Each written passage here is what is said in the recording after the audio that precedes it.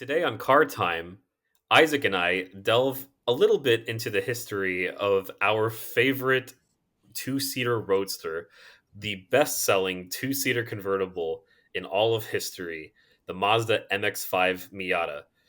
We also talk about, and this takes up most of the episode, just gushing about how it makes us and others feel, and that's all.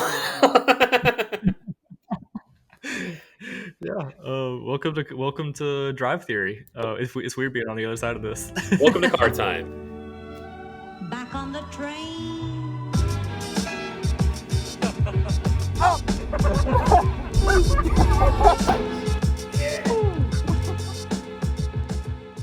The term Miatas are always the answer. Is that an anagram or just an acronym? It's an anagram. Wait, what's that? It's Or an I'm anagram. sorry, Okay, I'm so sorry. anagram. It's an acronym. An anagram is when you can swap out the letters. Oh, that's right. Okay. Yes. Okay. So the acronym Miata is always the answer. Spells out Miata, and you see that over and over and over again. And I am only recently a convert of Miatas, and I know you've been a fan of Miatas for quite a long time. Um, Why are Miatas always the answer? Miata's answer the simple car enjoyer's question of I want to get in something and enjoy my time. I want it Yeah. to make good noises. I want it to feel engaging at my hands. I want it to feel engaging in my butt. I want it to look fun. I want it to have fun. Um, and they are cheap. They are easy to maintain, and they're small and they're lightweight. Yeah, absolutely. We covered a few episodes back of like if a car makes you feel something, then it's probably meant to make you feel that. You know, if a car is engaging to drive or something like that, that checks the boxes for a lot of people. It checks the boxes for me, for sure. And with something like so, Miatas came from a need in the market for a British roadster that worked. And I think that because that basic recipe of like low slung, lightweight, rear wheel drive roadster, that's something that the Brits started with something like a Triumph TR6 or the MGB Midget, all of your classic like British roadsters, right? And the people behind the first Miata, the NA Miata, they really wanted to recapture that essence of a British roadster in a Japanese package. And have you been in anything like a TR6 or anything like that, or like the old British Yeah, I've roadsters? driven an old Triumph. I've driven an old MG. Nice, yeah, And I mean they're awesome. They do that they do that thing. They have that experience that you would expect out of something with no top and it's lightweight. The fun thing about the British ones is that they feel like tin cans and they feel like they can shake apart at any given moment. yeah, I don't know if cheap is the right word. They don't feel cheap, but they definitely feel exposed, yeah, like due to their size and just their lightweight construction. And of course, uh, whenever the '80s were coming to a close, um, a lot of those cars were no longer in production. There was a big roadster shaped hole in the, as you mentioned, in the car market. There was one, I yeah, believe I think the Fiat Roadster was still being produced at the right, time. but yeah, but everybody knows when it comes to British cars and Italian cars, you have this small lightweight car, but yeah. those two countries are not known for their impeccable reliability. Yeah, the reliability is very peccable. It's very peccable, yeah, yeah. It's one of the most peccable things that you can possibly imagine. Yeah, 100%. So when the Miata when they were designing the NA, I think we owe a lot of credit to the RX-7 during this time because when the Miata was being developed, they actively tried to get away from the performance benchmarks that that Mazda was trying to set with the RX-7, and so the result that you get from that is this car that is meant to feel fun more than actually be fast, if that makes it, and that's which is exactly what they were shooting for, and they continually, time and time and time again, they've designed the car to be fun and to be engaging more than they've designed it to be a performance benchmark for a car, you know. Exactly. So I haven't driven an NA. What are NAs like I to mean, drive? You an know, NA, if you've driven an NB, and right? NAs are, it's just, I don't want to say a watered down version, but an NB is Hmm. an evolution of that design. Makes sense. In fact, if you put me in one versus the other, and with my eyes blindfolded, if you put me in NB one versus an NA, then I would probably hardly tell the difference unless it was like straight up side by side, like That one makes sense. after the other. They are very similar. You can The numbers are very are pretty different. The NB is better in almost every measurable way. Problem pretty much in every measurable way, Yeah. but the NA uh is the the beginning of the Japanese version of this concept, and the NB Yeah. is just a a better version of it. Yeah. 100%. And that I think Justin said this recently, but it was like, you know, it wouldn't if it NBs are so much better than NAs in so many ways, but headlights go up, headlights go Headlights down. go up, but headlights go down.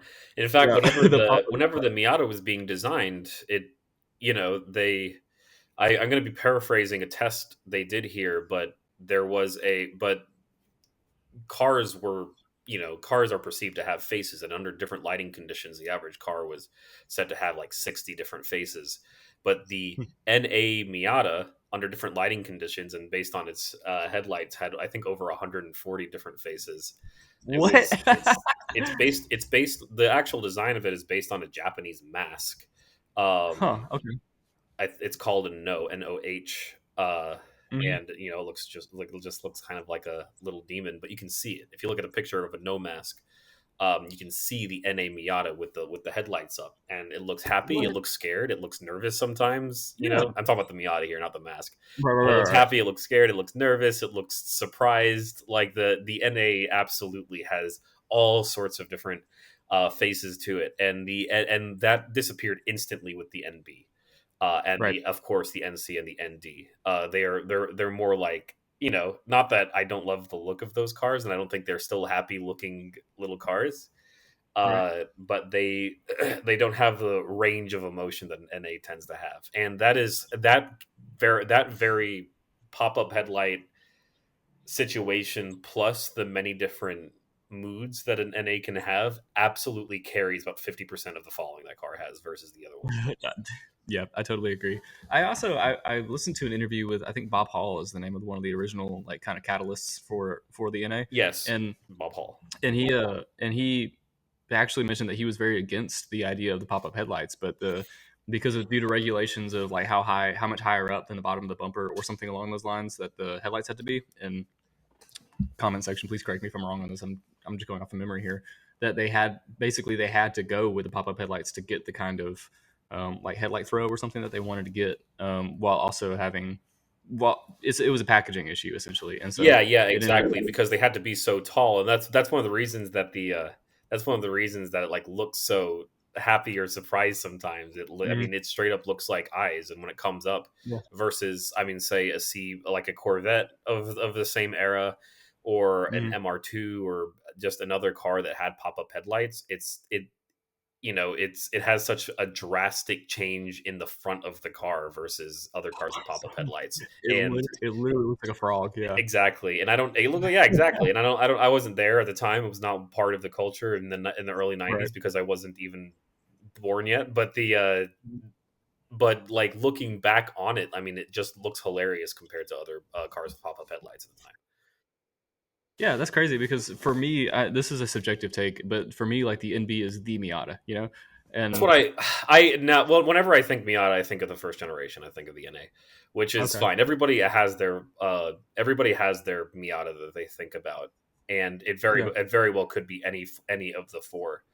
Um, hmm because like I don't that because DNA isn't even my favorite generation of them. I'm someone who thinks that the latest Miata is the greatest version of it, just because, and I've said this before, but like the whole Miata line has zero misses. Every hmm every generation, every mid generation update Yeah. just improved upon the last in every single possible way, including the NC. And there are a lot of NC naysayers out there. But at the time, the NC was the best Miata whenever it came out, and now the ND is, and I think the ND is the greatest Miata ever made because Yeah. for reasons I hope we get into later.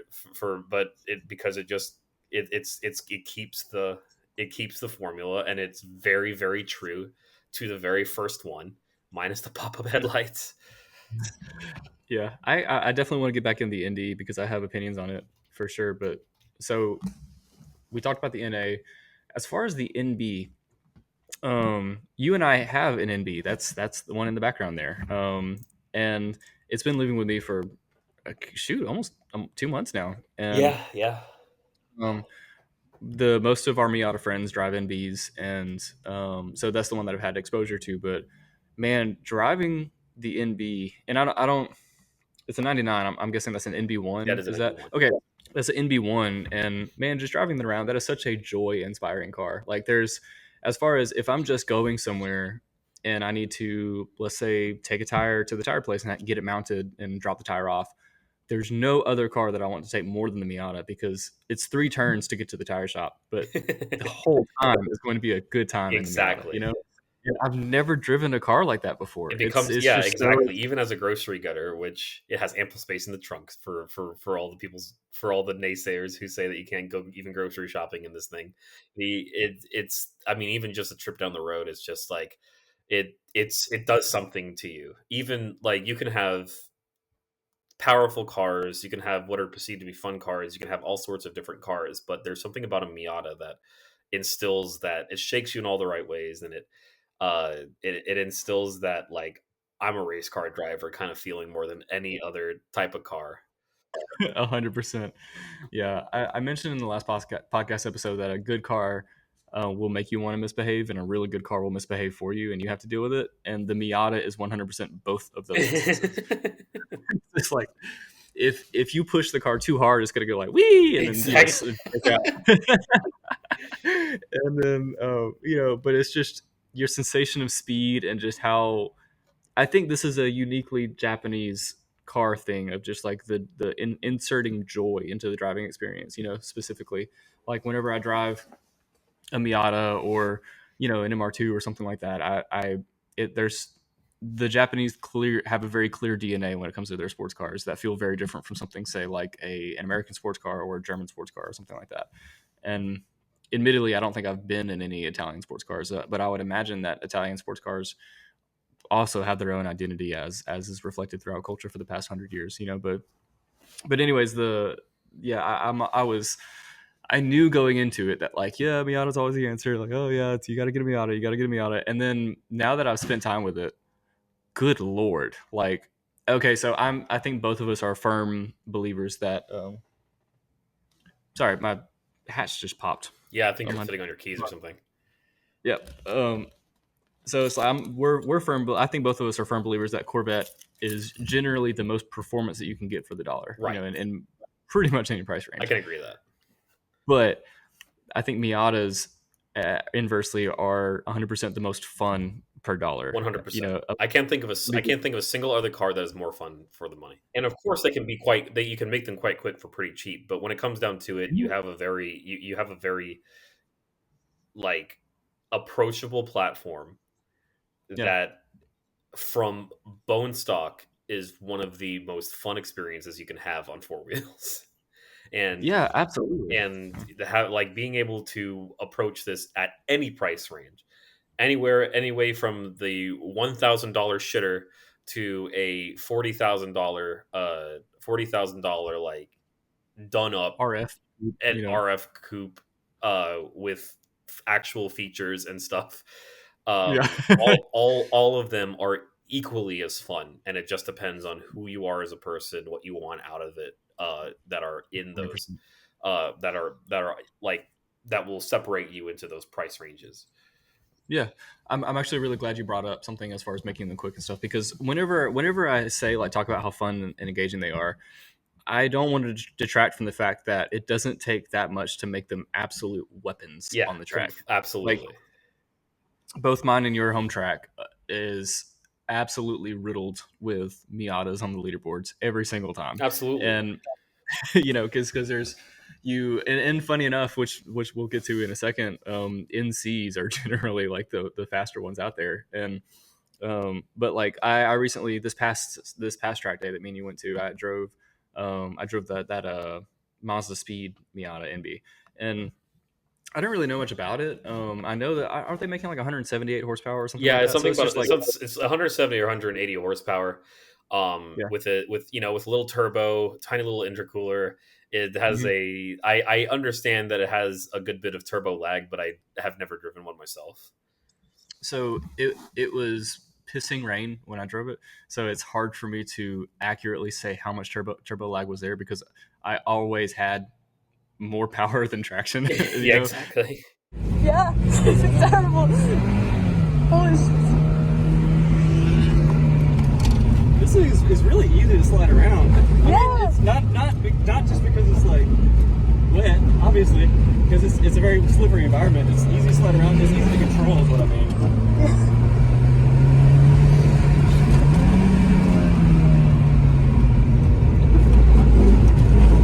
Oh, shit. All right, I'm gonna do one more, okay? Oh, yeah, you're fine. But it's just so approachable. Like it's so like happy to do whatever you want to do. Yeah. She's just happy to be here. Oh, shit.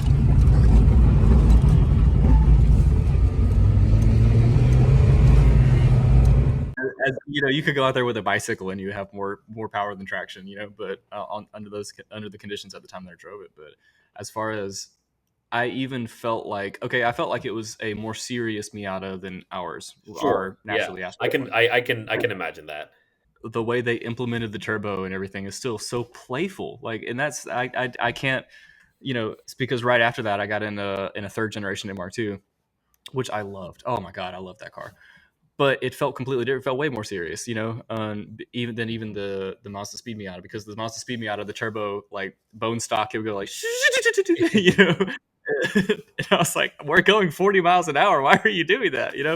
But it definitely felt a lot more powerful than ours, and I think that was the biggest thing. But it was also just really buttoned down, and that's just like Mazda themselves, and at the time saying, okay, yeah, let's do this up to make this one fast. But you take a bone stock Miata and you put it in the hands of track rats, and you will have 10-inch wide wheels on Miatas, and you'll have aftermarket turbos or like 2.5 swaps on NCs, or a unholy level of insane suspension geometry on one of those cars, that they put a lot of effort into building. And those things are just, even for the money, I don't, I don't know. As far as my thoughts are getting a little bit scrambled, but those are such good cars at that point, and I think they're also quite contagious vehicles too, because I've been converted, and admittedly, when you have a fan club or a car culture around a specific make and model of something, and you're on the outside of it, it's hard not to be a little countercultural and be like, oh, that's got to be overhyped or something like that. It can't be that good. And I've been guilty of this with a lot of cars. And so for a long time, I would see a Miata, and I was in my E30, which in my head I was like, okay, this is lighter than some Miatas, and it has a lot more power than some Miatas. So why would I want a Miata if I have something I see, and yeah, the one that we have isn't lighter and it's not faster than the E30 that I had, or the three E30s that I had. But Jesus, it was so much more fun. Like Exactly. I don't know how to explain It that, sucks you other in than much in a different way than any other car. Even yeah, because absolutely. like it goes beyond the numbers. It's it is the formula of everything that it is. Yes. It looks cute, and it's small, and it's lightweight, and it makes Hmm. good sounds. But you could argue with an E30 does all those things. It looks cool. Yeah. It looks stylish in a lot of ways. It's small and it's lightweight, and it makes good sounds. But there is certainly an aura to Miatas that some people don't even really understand until you see one in real life, or Yeah. like up close, or even if you see one running around, because even running around it, like even just watching one slowly make its way around a track is hilarious. Yeah, And absolutely. I think that was I think that was uh like very obvious at the very beginning of the Miata's lifestyle. I cannot remember the details of this, but early on in the Miata's first development cycle, it was on basically on life support. Like Hmm. Mazda, like uh, different departments in Mazda were saying to cut it. Even the American let arm of Mazda, which was one of the reasons this Miata went into development to begin with, said to cut the Hmm. car. Wow. They brought it to it wasn't a show, but they brought this car with no logos on it to California, and they allowed people to look at it. And this car had been announced, to the general public beforehand, and it wasn't getting a ton of attention or acceptance, and that's why that the Mazda was looking at axing the car. But whenever people walked up to this full scale model of the car, yeah, of course this is the NA. 60% of the people who looked at it said they would buy it, and Huh. 80% of the people 80% of that section of people, Yeah, that'd be 80% of the people who 60%. said they would buy it said that they would buy it at a significantly higher price than Mazda even planned to set it Huh. at. Yeah. So the Mazda Miata was saved by letting people walk up to this little thing and look at it, and people walked up to it and determined that this is a fun little car. And most of the people who said they wouldn't buy it said they wouldn't buy it because they've had already owned a Roadster and it was British or something and it was unreliable. Because these people Which is not didn't know who this car was being made by whenever they looked at it in right. person. Yeah. And so they just assumed it was going to be some other unreliable roadster. But obviously, that's not going to be the case with a Mazda unless you Yeah. buy a That's rotary. That's awesome. Yeah, I had no idea about that. And I think that still rings really true today. Like, so okay, I have an example, a very recent example, and this example literally happened this week when we had already planned to talk about Miatas, and I so a few weeks ago. Okay, so my dad, um, for the viewers, he's been a car guy longer than Tony and I have been alive. He's had Fox bodies, Supras. He's a big Mustang guy for sure, and he got me into a lot of the cars that I really like today, like Toyota Previas and Acuras and or like the old 5-cylinder Acuras, and you know still a huge Mustang guy, a huge Corvette guy. Like so he's been around as far as cars and car development and stuff like that goes, as far as what he knows that he's interested in a certain kind of He's car, been a right? car guy since the zenith of the Miata. Yes, and he has always had a separate idea of Miatas, similar to how I did. He, is anytime someone would bring it up and stuff, we would, me and him both would just feel like, yeah, I mean, all right, all right. Um, and part of it for him, as well as it was for me, is like, V8 noises, and Miatas don't have those. And Well, so, most like, Miatas don't have this. 100%. So okay, he's always had a pretty separate idea, and actually, both of us have made fun of Miatas, unknowing, not knowing how good they were before, just from I don't know, just from out of ignorance. And about 2 weeks ago, um, I put him in the passenger seat of the Miata because the Miata lives here and he interacts with it every day. But no more than just like parking lot, parking it from one place to another. Um, and so I put him in the passenger seat, and he had more fun in that car than any of the I've had. I think 15 cars in the past 4 or 5 years, and it might be 14 actually, but he's had more fun in the passenger seat of that car in the first 300 yards than any of the other cars that I've ever had. And so I turn around and then I You said, just okay, never can't mind. help but giggle in it. You just can't help Yeah, yeah. And so I turn around at that moment and I was like, you know what, never mind, you drive it. it. he drove it, and he was literally saying "woohoo" as he was. And, and in that moment, I was just like, "Oh my god, he's gonna buy a Miata."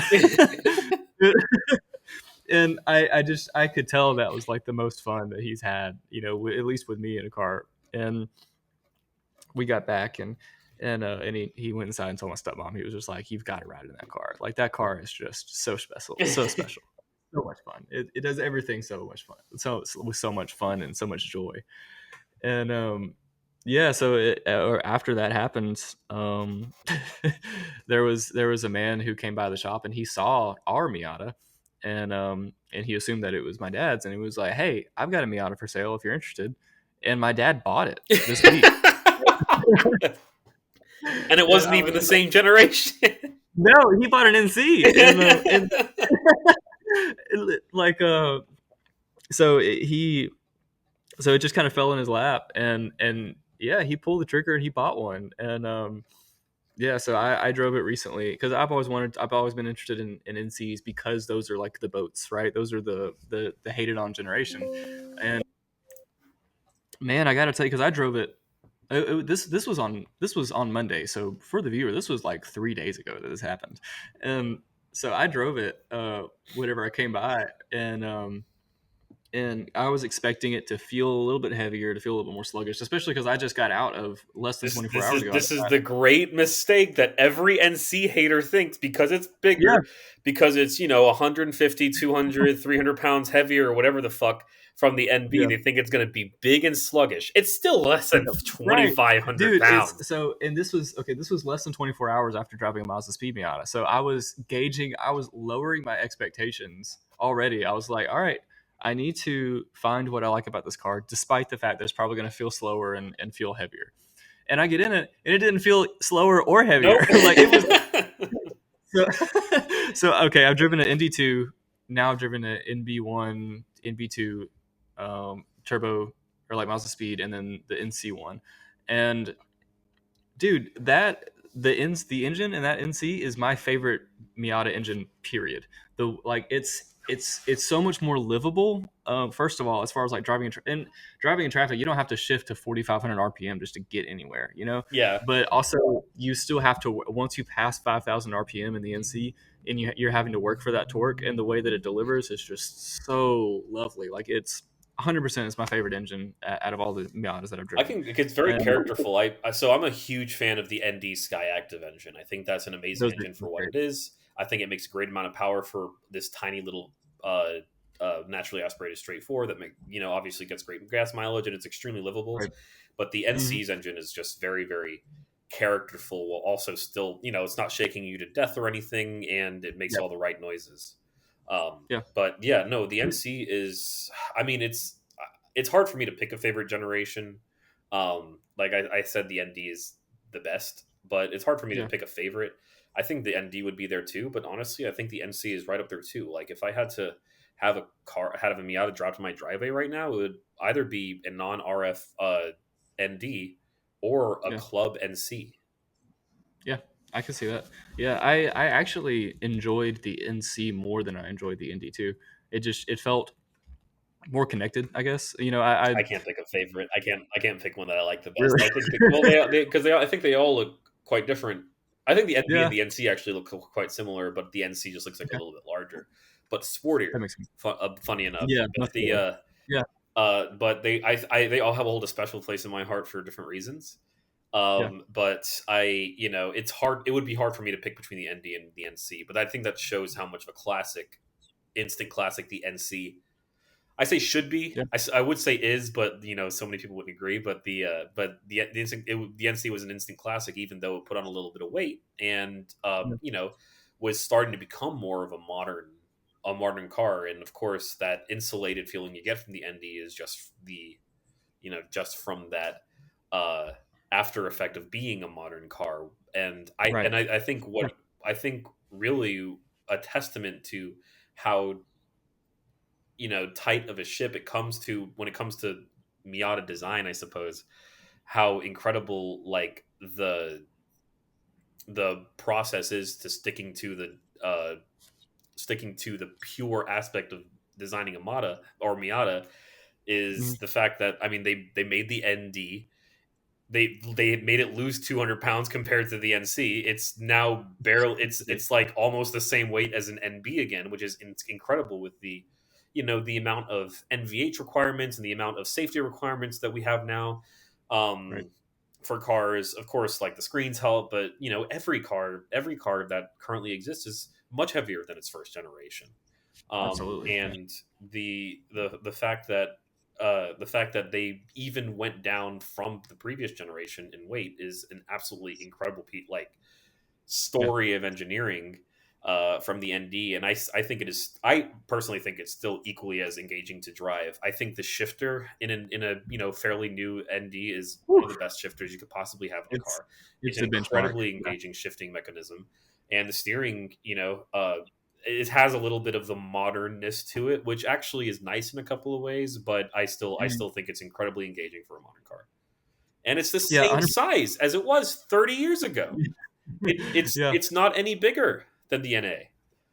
Yeah. So it's funny you mentioned that, and I think that is really important context is to if you're gonna say something like what I just said of, oh yeah, it's more insulated than the older ones, is you have to compare it to its current context of competitors, not even competitors, but other things on the market. So at the time that I drove the ND, I had a sixth gen Camaro, which I loved, but a sixth gen Camaro the same year actually.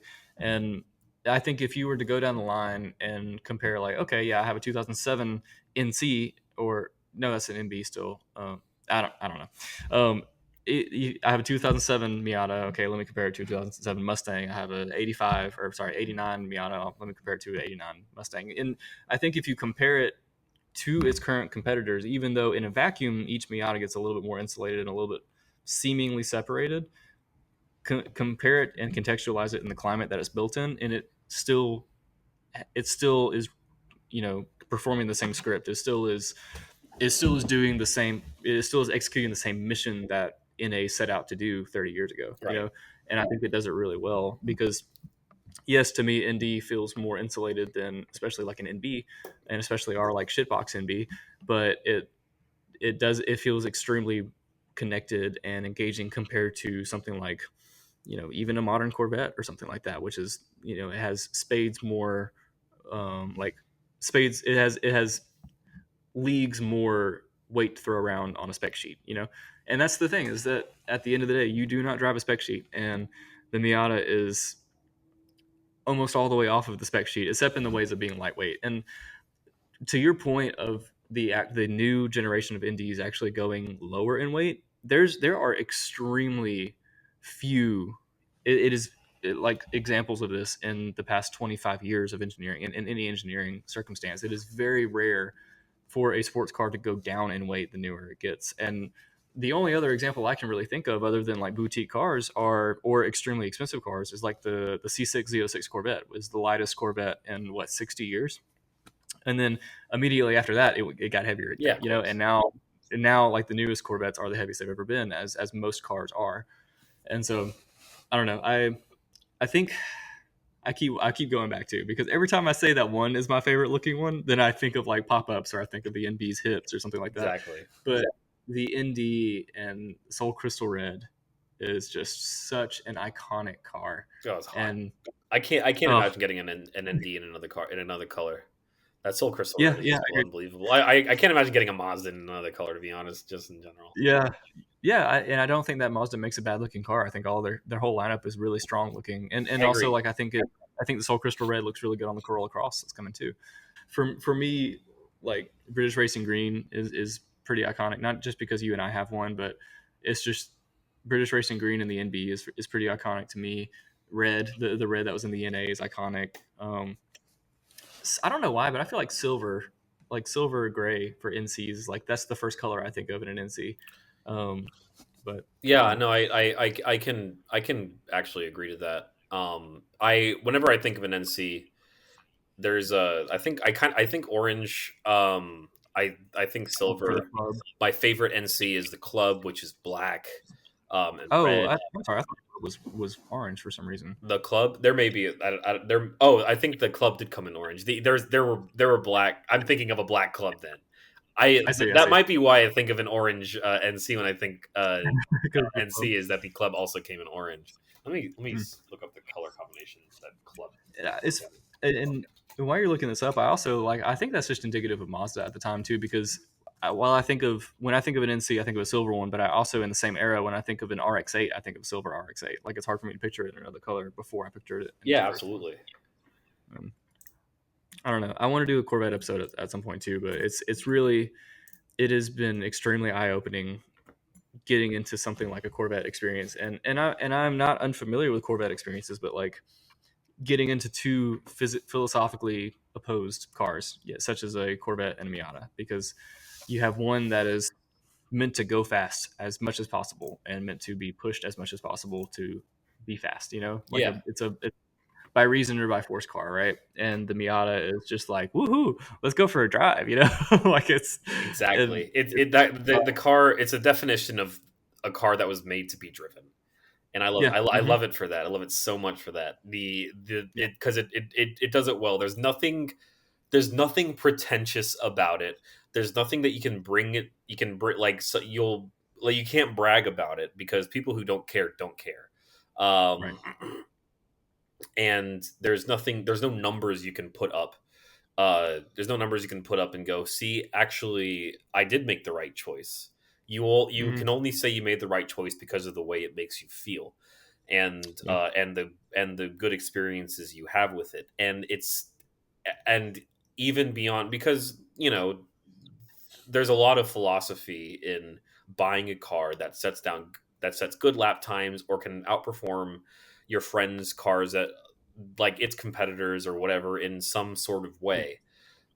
And I think it truly is a testament to how good this car is in that it spent 30 years. Because gosh, we just passed 35 years of the Miata, and that's the crazy. whole time it's been like making its astronomical sales just based on feeling and passion. People own this car Yeah, because they like how it makes them feel, not because of yeah, anything that it does numbers wise. And yeah, the fact that it's all emotion is incredible. It's the best selling or two seater convertible in history. yeah, We're like at 1.5 million of these things sold already, which is insane. It's yeah. over That is, twice the amount that any other roadster, including the Fiat Spider, which was made for 26 years. yeah. It's sold over. It's outsold that by over twice, almost over three times at this point. Wow, I didn't know that. That's not surprising. It's just an impressive fact. It is an But impressive yeah, fact, and that's all on feeling. It's all on emotion.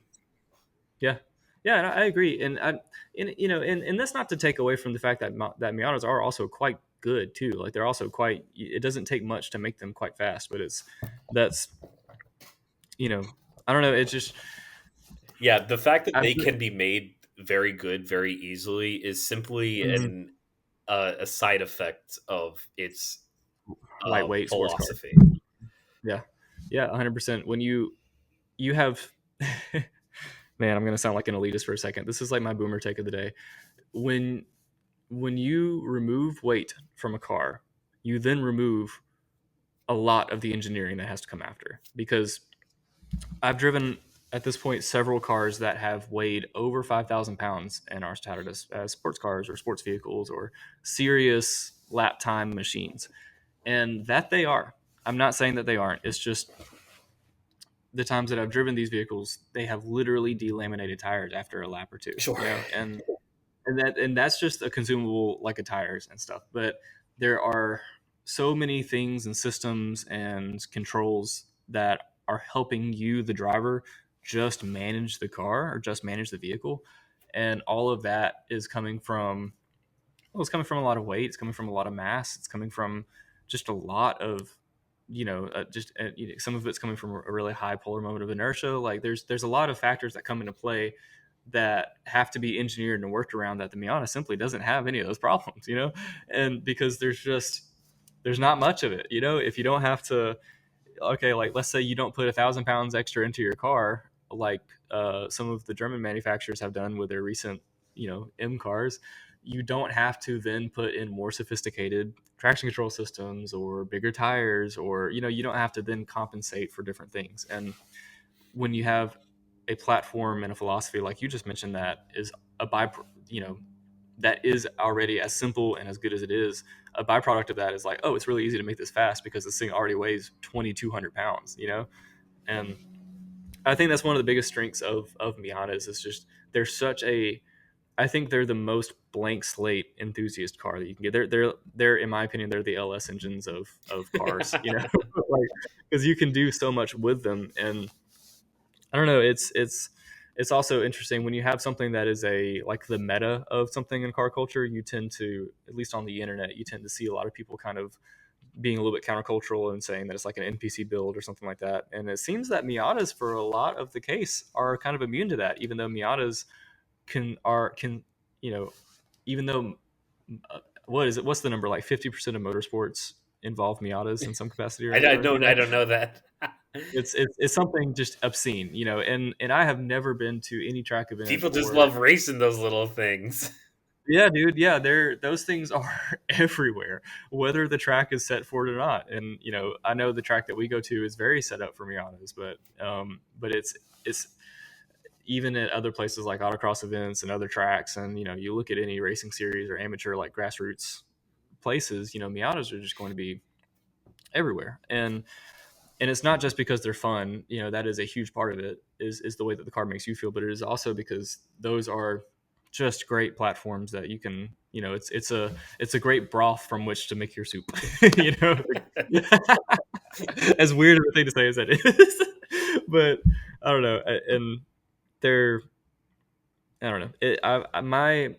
The way that I think about Miatas has really been challenged over the past few years because I went to something Miata adjacent to, that was heavier and harder to work on. And now I will say E30s I still find to look a lot cooler than Miatas, but they fill different space. They fill different roles to me. Yeah, because Like Miatas don't look cool. you either already like the way they look, or you get one and you get one because of how it drives, or you get one because of how it looks. And very few people get it because of both. Some people do, but I'm not a big convertible guy at all. I'm a big coupe guy. I even like slick top coupes and I mean, stuff. I agree. And Somehow Miatas are immune to that, and that's the thing. This is yeah, my problem with S2Ks. I don't even like I don't like S2Ks too much, and one of the reasons is because I don't like the aesthetic of it being a convertible. I think it would look much yeah, better as a coupe, but Miatas are completely immune to that, and I think it's because I don't take their looks seriously. You know, hmm yeah, they the not only does the convertible suit them very well, but the soft top suits them very well. yeah. It's very much very much a it just speaks to their character very well. I agree.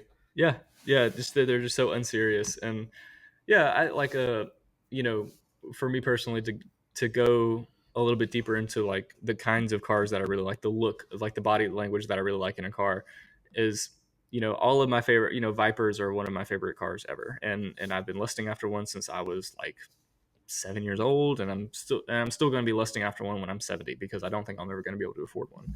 But all of the Vipers that are my absolute favorite looking ones are the coupes. It's the not the roadsters, but with and there are coupe, like there are hardtop Miatas. There are like RF and Target Miatas in the Indy, and those look stunning to me. But Yeah, that's the thing. Is still, like I really like the look of an RF or a hardtop NC Miata, or even any other Miata with a hardtop, with an right? aftermarket Yeah, hardtop.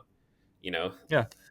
Because to me the roofline does so much to a car, and there are so many instances, almost every instance of car that can be had in a convertible. I actively dislike the way the convertible looks. So like I think the most egregious example to me is the 350Z convertible. Not to shit on a 350Z 2 episodes in a row, but oh like my the god, 350Z convertible is just so bad. it's terrible. uh yeah, the C4 convertible I think is also pretty rough. The I'm okay with uh the C4 convertible. I think it kind of works, and uh, it's kind of saved from its like '80s vibe. okay, that's fair. I think convertibles are very. I think '80s convertibles kind of get a pass, and I think it's from the. I don't know the you have your triangular geometric shapes of that the '80s is known for. Yeah, Um, but in any other instance, I completely agree with you. I couldn't own. I mean, like and the like Corvettes. I don't like any. other than the C4, like C2. Oh, C5 super. on. Hmm. I can't do well. The C8 actually works because it has those like roadster Yeah, it bumps. looks like They it looks like figured a that target out. top. But Yeah, the C5, C6, C7, I think they all suck as convertibles just I visually. agree. Any BMW, I think, except for the Z series cars, sucks as convertibles. Yeah, Like eight. actually, I also just like the Z's. The I'm okay with the Z's, but it was not an instant thing that I was okay with them. Yeah, At least visually. I still prefer the coupes, like the clown shoe ones and whatnot. yeah, Um, yeah. but yeah, like I think any car that is available in a hardtop or a coupe version works better as either a Targa or a just a straight up coupe. But I agree. but the Miata, every generation of it is safe, and I like while I do love the look of an RF or like I said or a hardtop, I think the convertibles do not detract from the attractiveness of the NC or the Yeah, ND. yeah, 100%. And I want to back up a little bit. I know this is off topic, but I think now one of my favorite cars of all time is a convertible, and that's the C2 Corvette convert, like a 1963 convertible Corvette. Oh, and that is like probably one of the most beautiful. Like both the coupe, I actually do. I think the coupe looks better than the specifically 1963, obviously, because that's a split window, right? Right, But the so it's split. an easy. Yeah, the split window. I was gonna say like the split window is such an iconic Yeah, car. but Um, my God, that convertible looks so stunning in that car. It really works. And but that that's the last convertible Corvette that I like, and there are other, I'm big into to simplicity, like just as far as like if I get a car and I want to do things with it and I want to abuse the car, which is every single car I've ever owned, then I want to do one that didn't have to have additional bracing because it was too floppy, or floppier than the other version of it. I just want the version that's ready and good to go to begin with, so it's like modern Corvettes, you don't really deal with that as much because like C5 and on, they were designed with an open top design, so the structural rigidity doesn't come from the roof as much. And if that were true, then people would be snapping targets left and right, no, right? it's true. Yeah, But and they've really perfected that a lot more with the C8 because the C8 convertible and Targa top, they have very few different structural rigidity differences between the two models, and absolutely. even even to a point to where if I was to take a C7 onto a track that was a convertible, I don't know that I am enough of a driver to be able to tell the differences in structural rigidity between the coupe and the Right, convertible. So it's like exactly. I'm not trying to say that I'm an expert on this. I like the idea of a simple design that and getting the version of it that has the least amount of problems. And that's one thing that I love about the Miata is every single Miata, not that they're just like not that there's a Miata 1LE, like you're going to have to do stuff to your car unless you have a specific track package that's very serious to put it through its paces long term on track. But every Miata is good to go on track and in a way that like you're not going to bend the structure of it or something like that. Right. You're not going to collapse your strut bars by taking your stop me on track, no matter which one you get. Maybe an NA, but I don't know as much about those.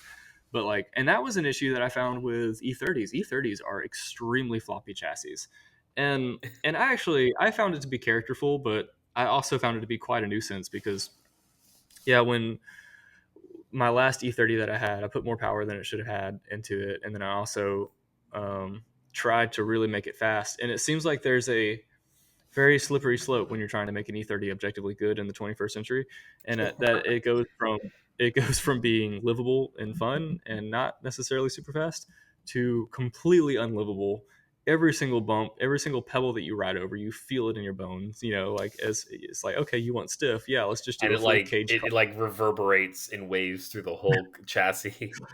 Yeah, yeah. We both driven the last E30 that went on track a couple weeks or a couple months ago, and yeah, that car was just you know it not only was it did it feel slower and it was slower than a Miata, even though it had a lot of power and stuff like that. Well, I I was mean, it just was slower because it wasn't very it sorted wasn't at set all. up. This thing was a complete Yeah, ground up build that right. was on shitty tires and had I think was very poorly set up as well. I agree. And that was, and I was expecting to get in that car, and it would, with the person who set it up, be having different priorities and doing things differently than I would want to do something. And so I wasn't expecting it to be a super like dialed in car from out of the box whenever I get in it. But man, I was just thinking like, who I'd rather be driving a Miata right now. And I'm like, and I'm a I would huge rather E30 drive a apologist. stock Miata right now because that E30 was also very powerful. It was, I mean, let's say Yeah, very powerful, but it was like it was over a 250 horsepower car, which is and a lot. it was just a lot for that sort of thing, and it wasn't prepared to put it down or handle it Yeah. on exits and stuff. I have a Yeah. very I also have a very of a ground up car that likes to that is not the easiest thing in the world to drive, and it's still very approachable compared to that.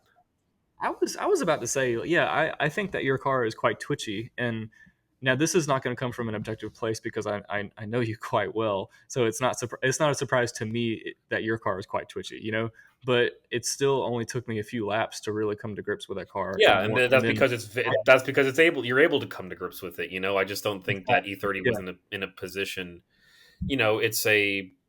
It's a car that someone tried to make a track rat out of, and it's not in a position for someone to hop in and get acquainted with it very quickly.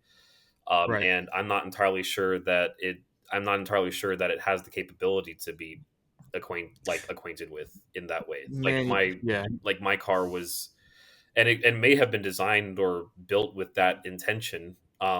mhm, But if it just doesn't work, it just doesn't work. And it yeah, yeah. while my car is much heavier, Mhm. it still retains some of that rowdiness that a lighter car may have, which was kind of my intention. And it's still very approachable once you understand its un uh instability, I should say. Yeah, it's unruliness, it's propensity to misbehave. No, you really hit the nail on the head, and you really sped up the point that I was trying to make, which is that you get into another car like an E30, and I'm saying this as an E30 lover. I want another one. It's just I'm Yeah, not willing to as pay a the current price. multiple E30 owner.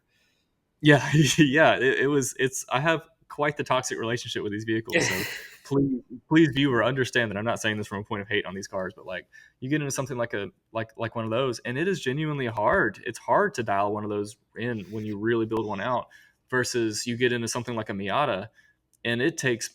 I would be willing to make an argument that it takes a quarter of the effort to set up a Miata for the track as it does, and as it does like an E30 or even an E36 or something, just Exactly. because they're so just ready to go in so many ways. I would rather have And been in a stock Miata than yeah, pretty much any modified E30 I've ever been in. I'm not ready to say that, but I okay. So there's one thing that I still don't like about Miatas, and this is a hot take. I just don't think they sound good. I love the way they feel, but it just doesn't sound like a straight six. It doesn't sound like a V8, No, you're And absolutely right. I don't think they're the best sounding cars in the world, and I mean they sound much better stock. To be honest, yeah, the original Miata was designed with the sound in mind. I believe it was the first like uh car that was tuned for a specific sound that was ever okay, made. But that's really interesting. but the oh my god, one of the heads of the of the NA production. I think it was the Japanese guy Yamamoto. He talked about how the actual sound design of the NA, since they weren't going like balls to the walls on making the absolute perfect car, because the idea is simplicity. Yeah, But his words were something to the effect of that car was sonically tuned specifically for people to close their eyes and hear it go by and go, "Oh yeah, that's a red sports car." But that is still that's so completely cool. subjective, and I don't think that's a catch-all term anyway, or a catch-all idea. That makes sense. Yeah, I think so. When we've talked about this at length already, but for the viewer, like when the night that we bought the Miata, we we towed it back with Tony's truck to his place to make sure that it would like work right. And then the idea was to drive it back 2 hours to where I lived, and that's where it would live until. So the purpose of this Miata is that we are putting it through its paces in an 8-hour endurance race this coming year. And the Miata was the platform that we felt could get us get our foot in the door for the cheapest and was the most reliable. Yeah. And as you know, we knew it needed to be something lightweight for lower consumables. It was kind of a no brainer to go Miata. And but as when we checked it out at Tony's house and everything, obviously this is shitbox, but that's why we got it. I think there is no better enthusiast car that you can get if you're going to have one than a shitbox Miata. I don't feel like it. Like if I was to go down to one sports car, period, I don't know that I could go down to a Miata because of my own personal, like what checks boxes for me. I like something that also pushes me back in my seat, also sounds like the earth is shattering when I floor it, and no Miata is going to do that. That's just not the Right. purpose of It this. doesn't sound like And, thunderstorms. It doesn't sound like it doesn't sound yeah. cool. It does not have the effect of like that's power right there. That Right. that is Yeah. aggression. No, Right. it's sometimes has notes of angry beehive and such. Yep. Yeah. And I'm not, that's going to make me sound like I'm just a muscle car guy. While I appreciate muscle cars, I'm really not. I like just about everything else about a Miata. I think the kind of enthusiast I am is either a Shelby Cobra enthusiast or a Viper enthusiast, and I'm just not in that tax bracket yet. And so, but as far as if you're going to go with one car, a Miata where you love the way it drives, but you don't care about how it looks, it's hard to beat that. It really is. When you take, there is the times that we've been on track, and I don't know every single time that you've ever been on track, but I can guarantee, or I'm willing to bet money that there has never been a time that you've been on track where you haven't been passed by a shitbox Miata going 11 tenths with someone who is not going to lift until they either put it into a wall or by God they round that apex faster than has ever been done. And that can't happen in a car that you spent 20 grand on, or the car that you spent 50 grand on. That can only happen in a car like a Miata where you're thinking, I will put this into a wall and meet God, or this will go around the track. Exactly. And I think there's just such a beauty for that. I think everyone should have that experience. I have absolutely loved having that experience, and I'm really excited for our endurance race because you can put a little bit of big Ultima energy into a Miata that you don't care about, and it is even more rewarding in an Ultima than it is sorry. It's even more rewarding in a Miata than it is in an Altima.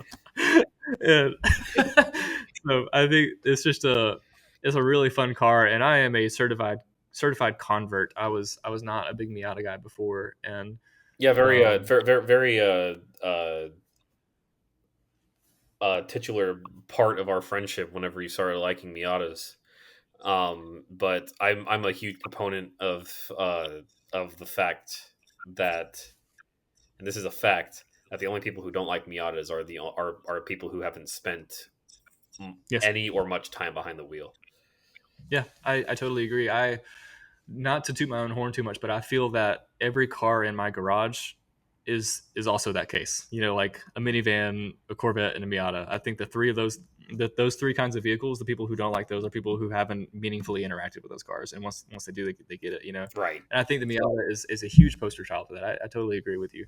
And yeah, but anyways, as far as the exhaust note and stuff like that, there are weaknesses with the Miata, and there are things that I don't care for as much about them. So it's like, and that is something where there are cases where you might want to go with a modern Miata over something that's more connected, like an NA or something. Because I drove that Miata 2 hours on the interstate. It ended up being a 2.5 hour drive, but I drove it 2.5 hours on the interstate at like 1 a.m.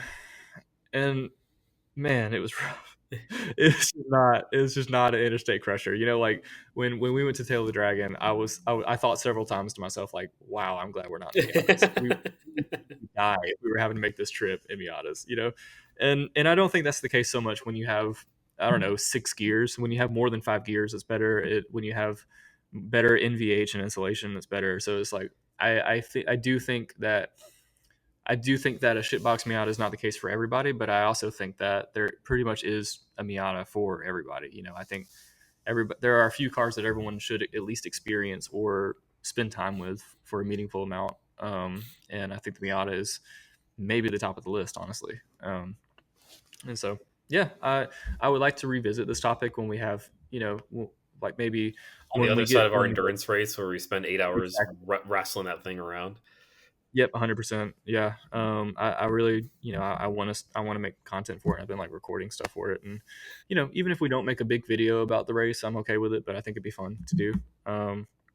So for the race, I'll have like GoPros and stuff like that. But I think that's going to be a really big uh, growth moment for us and how we think about these cars is once we see one go, because ostensibly, assuming that it survives the race, and this is assuming that it survives the race, we're going to be putting that car through 700 miles straight of track use, and man, that is a lot of hard seat time for that car to endure. And so it's gonna be really interesting to see just how tough these little things are, and um, for example, our a good friend of both of ours, uh, last month at the last track day, he put his car through 190 laps, and then drove it home. He drove it to the track, ran 190 laps, and then drove it home. And you can't do that with just about with every car. Not every car is that robust No, mechanically, and I yeah, and it's because it's simple. It's because it's lightweight. It's because it doesn't make a ton of power that it's able to put itself through that stress for such a long period of time for so consistently, because it just inherently has less stress on all of its components, including the driver through all those through all of that uh, all the drama all of the drama. Atlas. Yeah, yeah, I agree. Yeah, you spend less on tires, you spend less on brakes. I think for if you want to go on track and you want to be able to not break the bank while doing so, which I mean, if that's possible, then Miata is definitely the answer for you. And I think everyone should have one. I think everyone should have a Corvette too, but that's a different episode. Exactly. Everyone should Um, have a Miata and a Corvette. yep. hmm Yeah. Um, and then because they're just so diametrically, again, they're just so opposed. They're so philosophically different vehicles made for different purposes, but they both you're it's going to be hard for you to go to a track, at least in America, and not see Miatas and Corvettes on track too. Exactly. You're gonna see those, and while they're opposed, I mean, that's the thing is like our two favorite cars are. It's a front engine rear drive car that you can get that is mostly available in a manual up to a certain Yeah. generation of Corvette that we shall not name, but we still love. Yeah. But it's a Yeah. front engine rear drive car that that is not super expensive to maintain and are very reliable, and but that's pretty much where it stops, because one is a lap time chaser and one is just a fun haver. Yeah. And Yeah. Excellent way to put it. you will never mistake one for the other once you get behind the wheel. Yeah. 100%. Yeah. Um, yeah. I think that about covers it. I would like to revisit it when we have more seat time, or maybe we can get someone who is an expert on Miatas and stuff. This is not a technical episode, and I think it's very clear to the viewer that we're not technical experts on Miatas. I think this episode is just more about how they make you feel. What's their place in car culture, um, and I think their place is everyone should have one. And so, yeah, just good cars, and I'm a believer now. I'm not at a place where I'm ready to admit or decide yet if I would take one over an E30. But I will say that the things that I like about E30s, Miatas do better, and um, and so yeah, they're just great cars. Yeah. Um, yeah. Well, I think that about covers it. Ultimately, go out, drive one, buy one. Everyone needs a van. Everyone needs a Miata. Everyone needs a Corvette. What about you, Tony? Everyone needs a 350Z. Everybody Everyone needs needs a a truck. truck so that they can tow one of those cars whenever it inevitably gets sent a little too hard. Thank you very much for watching our little love letter to these little guys. Yep. And we hope to update what joint Miata ownership is like whenever we're done, whenever we've won our 8 hour endurance race with it. Yeah. Absolutely. That's Yeah. going to age very Thank you. poorly whenever it breaks down. Yeah, it's gonna make it like 5 laps and break. But Well, thank you guys for visiting this little corner of the internet. If you like these kinds of things, we don't really have a schedule, but we do enjoy making them, so we're probably going to continue doing that for a little while. There are more technical episodes than this. There are less technical episodes as well. Anytime you see something that has like a guest or something, we get really into it as far as the details of stuff. So like something like John DeLorean or something like a Toyota Previa or engine sounds or something. But if it's just me and Tony just bullshitting about cars, it's probably going to be about like this. So thank you guys very much, and we'll catch y'all next time. Bye bye.